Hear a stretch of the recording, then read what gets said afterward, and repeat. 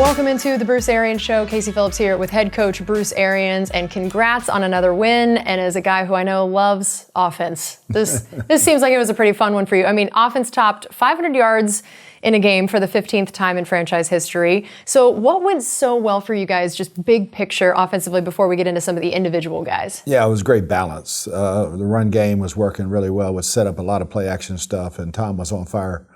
Great protection by the offensive line and tight ends too. So it was a good collaborative effort by everybody.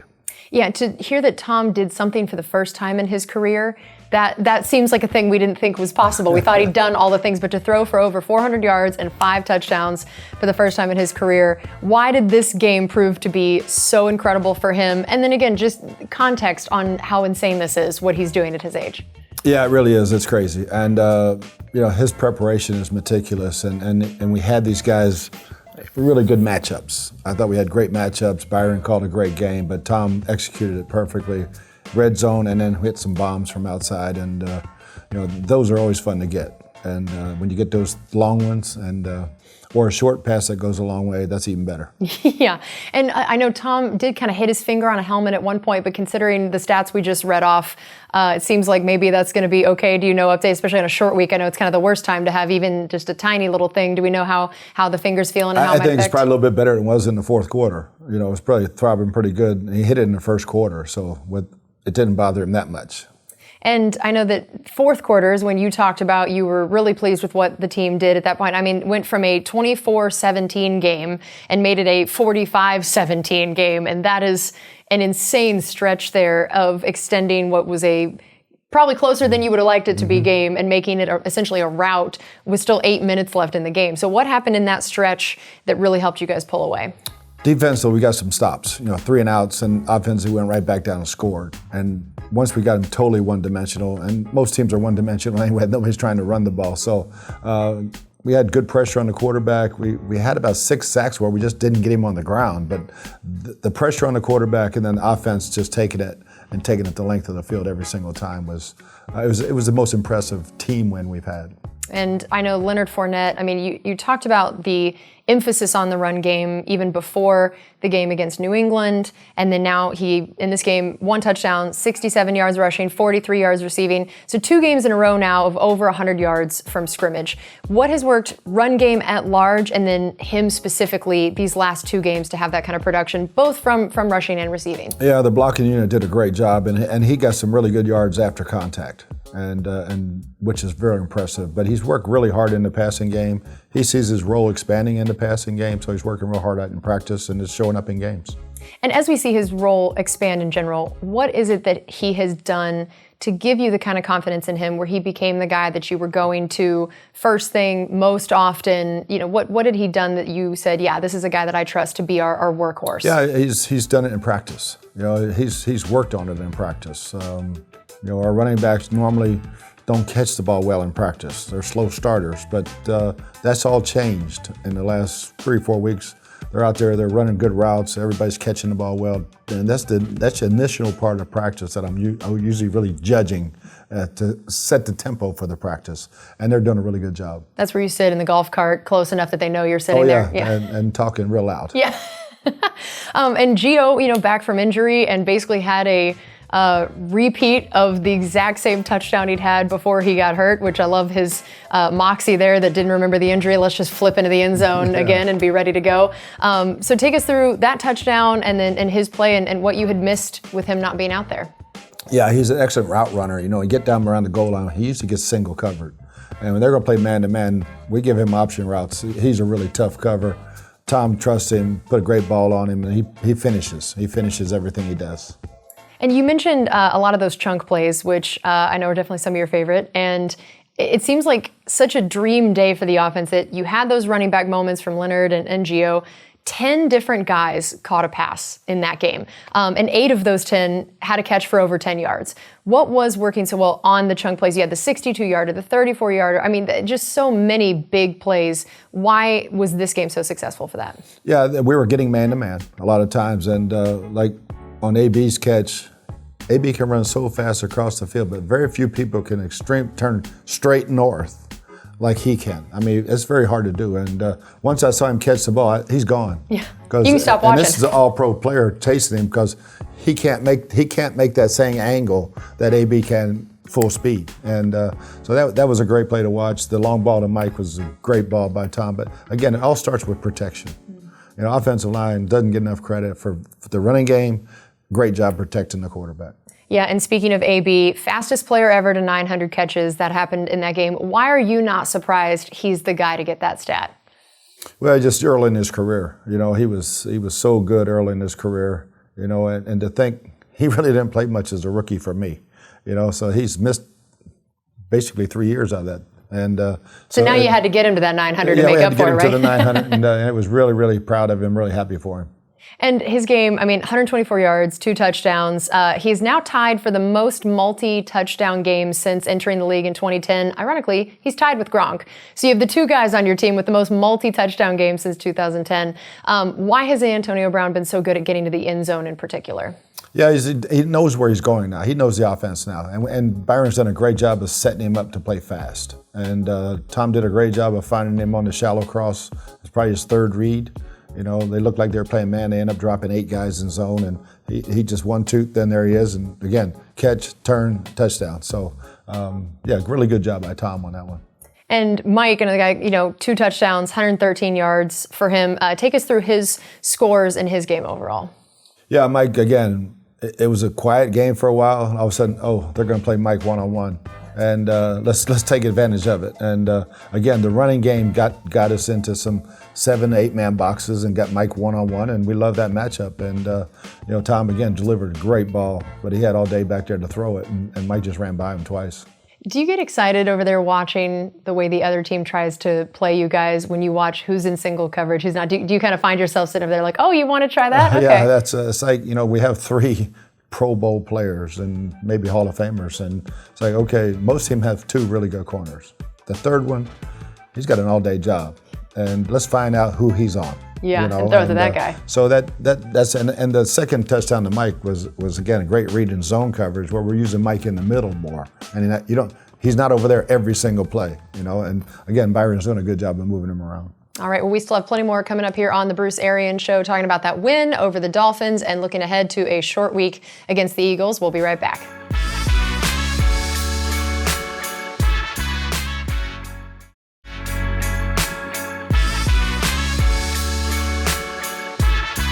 Welcome back into the Bruce Arians Show. Casey Phillips here with head coach Bruce Arians. And I know Blaine Gabbert gets to come in, get some reps. And I'm sure that's always a nice thing to just know you're getting a guy some game reps. You hope he doesn't have to come in, but to know he's getting some of that practice. And I mean, the way he played 4 for 4, 41 yards, kind of a reminder of why you love having him as your backup. That ball, that back shoulder ball to Antonio was really a special throw.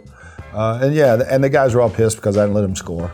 And it was a great drive. You know, it would have been a 95-yard drive or close. And it wasn't time. It was just kneel down. The game's over. Let's don't get anybody hurt. Yeah, and I think that's a great call. As much as I'm sure you're right, they would have loved some of those stats there. All the guys on the sideline, you're ruining our 3rd down stats. You're ruining our red zone stats. I'm like, hey, calm down. You're like, I'm the one you should be worried about what I think of your stats. Like you're good. And I know penalties seem to be a little bit better than these recent games. Were you pleased with that overall? Very much. I think we have 5, but again, we had 2 sloppy ones late in the 4th quarter. We overcame them for a touchdown, but and we jumped off sides one time. I let our pass rushers get 1 a game, to try to go get that sack. And but again, I thought it was mental errors were way down, best by far, and penalties have gone way down the last 3 weeks. So yeah, we're making the improvement we should in October. Which is impressive considering you guys have had a pretty brutal travel schedule and some road games thrown in there as well.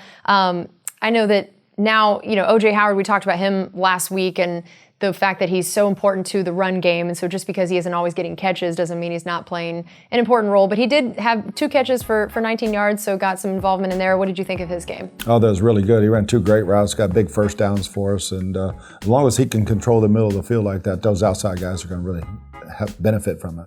And how about on a special teams side? I mean, let's start the 50 or the 60-yard field goal, and we see that it's Pinion out there. Take us through some of that decision making in that play. Yeah, we kick that kick every week on Thursdays, and Bradley's made it a bunch of times, and I thought he made that one. When he left his foot, I said, I think he's got it, and it just drifted down low and outside. But it's something we work on all the time, and he gives us that flexibility of being a great punter, great kickoff guy, but he gives us that long field goal stuff. Yeah, and how about the special teams coverage units and Jaden Mickens out there? Where have you seen them come so far this season, and how you've been feeling about their play? Yeah, I think special teams, other than one game, we've won the battle every week. And didn't get much in the return game this year because they were shanking the punts, and did a good job of staying away from them and not getting a fumble, getting hit in the back with the ball. Mm-hmm. Jalen's done a good job of directing that traffic. But I thought our units covered well, and we get an opportunity much in the return game. I know that special teams did seem to be a big point of emphasis in the draft, that was something you looked at for coverage guys, maybe even return with Jalen Darden. So how have you seen especially some of these rookies be able to contribute, and when do you feel like maybe Jalen Darden would be a guy that you'd want to see more of? Or, what is the reason behind Mickens being the guy still? Yeah, I think all those young guys, Joe, KJ, and Grant have done a heck of a job in special teams, exactly what we wanted them for, and they're becoming better linebackers also.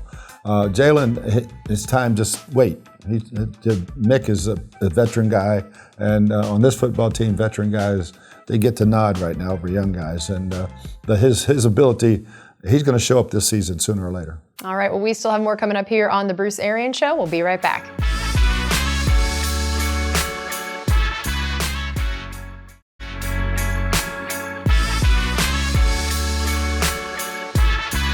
Welcome back into the Bruce Arians Show. Casey Phillips here with head coach Bruce Arians. Looking on the defensive side of things now, you had made pressure on the quarterback such a point of emphasis. And then New England game, we saw a bunch of guys get in there. And then it's always nice to see things happen a couple weeks in a row that, there was a lot of pressure on the quarterback, but I know you mentioned earlier not getting him down as much as you wanted. So overall, how did you feel like the pressure was, the pass rush, and the way that they played up front? I thought it was outstanding. But I got to give my hats off to Jacoby Brissett because he's a tough tackle. I told our guys, you got to get in the weight room, man. We had him by the jersey, we had him by the neck, we had him by the leg. We couldn't get him on the ground, and he's throwing balls out and completing them. But it was great pressure. JPP had a couple in the club, with his finger. He couldn't get him on the ground, but no, I thought Shaq had a heck of a game, and that forced fumble right before half was huge. Yeah, and take us through that play and why. I mean, we know Shaq for the sacks, but he's also proven to be really effective at also trying to get the ball and not just getting the guy down. Yeah, he's got a great knack for strip sacking, and his timing on when he sees that arm go back on the quarterback and he reaches out, he does a great job with it. And we recover the fumble, give us a shot at that 60-yard field goal. And the timing of that play did seem important as well. That I know Levante had just gone down, and do you feel like there's a challenge when a guy like Levante, who's such a heart and soul, goes down with an injury, that it can kind of suck the air out of a defense at that time? And to be able to make a play like that, did you see that was important for the defense moving forward? Oh, there's no doubt. Kevin Minter, we trust he's a veteran guy, he's played a bunch of football for us, but Levante's the heartbeat. And not knowing the severity of it, I think everybody was worried about it. And but that play changed everything, got us back going, and got to halftime, regrouped, got all the communication things set up and for the second half. And when do we think we'll know more about the severity of Levante's injury and just overall what that will mean of if he is out, the way you guys try to compensate for that he does play such an important role on and off the field? Yeah, he does a great job of communicating, and we always talk about communication on defense. And we got some guys that play really good, but they don't like talking, and so we are going to miss our talker. But Kevin Minter gives us he stepped in for Devin a couple of years. I mean, he's a veteran player who we trust a lot, and if Levante can't go, Kevin will do a heck of a job. I saw you sent Levante out as the lone captain for the coin toss against his hometown team. Was that sort of an intentional thing there? And if so, how do those decisions get made? I think the guys did that, because we're only allowed, we have 6 captains. Now they made this crazy rule, only 3 can go out for the coin toss for whatever reason. And maybe they don't like everybody shaking hands, but and our guys were, hey, let Levante take this one. So I'm sure they did it on their own. That's great. And in terms of the pressure and the sacks, Vita finally gets himself on the stat board for a sack, even though I know he basically should get credit for almost all the sacks that have happened so far this season. So even when he's not getting stats, he's destroying guys. How nice was it to see him get an actual stat here and how his performance was? Yeah, I was worried that we were going to get roughing the passer because he hit him so hard. And but again, yeah, stats don't tell the story with Vita. We all know his disruptiveness is the best we have. And when you're running a stunt with him, you get credit for the sack, but he's taking two guys out for you. Yeah, that play with Joe Traunshank and getting his sack and Vita just knocking out the whole right side of the line, that was incredible. You also got Jamel Dean back. Finally, someone going the right direction in the injury front in the secondary. And he ended up with an interception. So how excited were you about that play for him coming back and what you saw from him? Yeah, I thought he played really, really well. We gave up the one communication problem for the one touchdown to the running back, but other than that, I thought Jamel bounced back real well. Loved the interception, was a great play by him, and again, put all the fire out with that interception. Yeah, and how about the secondary overall? How did you feel like they played? And again, now having a few games under your belt of it being this mismatched group that you're putting out there, how did they play overall?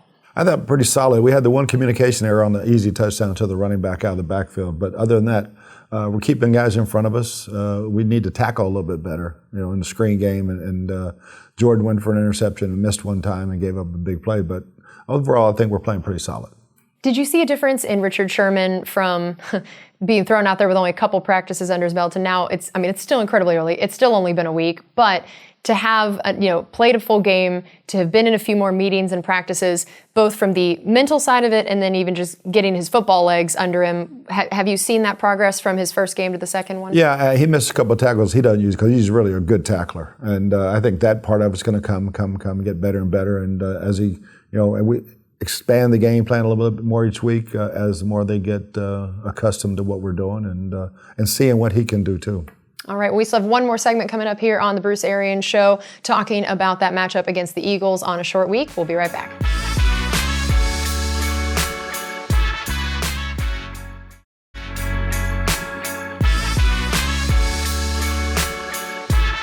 It's time for our final segment here on the Bruce Arians Show. Casey Phillips with head coach Bruce Arians. And the brutal travel schedule continues. You had those late night flights, and then now you got to turn around on the road, short week Thursday night. What is the schedule like for you guys? How do you as coaches try to handle and manage make sure guys are not exhausted, but they're getting ready and getting all the information they need? Yeah, I quit about Thursday Night Football years ago because I knew it wasn't going anywhere. Yeah, they weren't listening to you. No. I don't understand. And so, no, it's totally different. There's no practice. Everything's a walkthrough. We're in the day after a game, and we've adjusted this schedule this year a little bit. We moved it back and let them sleep more. Rest and hydration are the keys. Your game plans are a little simpler because you don't have the practice time. You don't even have the number of days of practice time. So, and the away game makes it even harder because you lose Wednesdays. You're doing walkthrough at the hotel Thursday morning before a game. So it's all mental. And our trainers, doctors, equipment staff, strength staff will do a great job of having our guys ready to play. And then looking at the Eagles now being led by Jalen Hurts, and what have you seen from their offense and how that has sort of evolved this year as compared to years past? Yeah, they've got a good group. I mean, those two young wide receivers, Devontae Smith and Jalen Reagor, and then Jalen Hurts is playing really, really well. Obviously, he's their leading rusher. He's the heart and soul of the offense. We've got to contain him, keep him in the pocket, and not let him get out and do his scrambling, because when he's scrambling, he's making a lot of damage. Two great tight ends we got to watch for, too.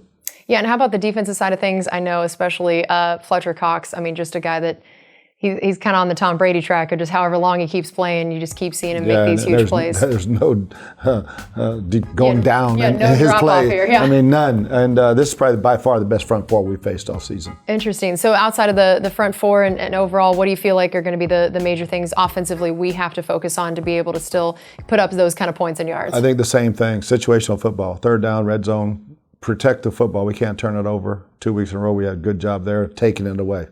And we do those things, we'll win the game. And then finally, I mean, we talked about the short week, but you have just 2 home games in the next 2 months. You have the Bears and the Giants, but then you got 5 of the next 7 on the road, and then there's a bye week in there as well. So when you know that there's a stretch of a schedule like that, what is the key and importance to doing well in that area? Knowing, I mean, you will have a lot of home games to close out the season, which is nice, but what are the keys to a stretch like that?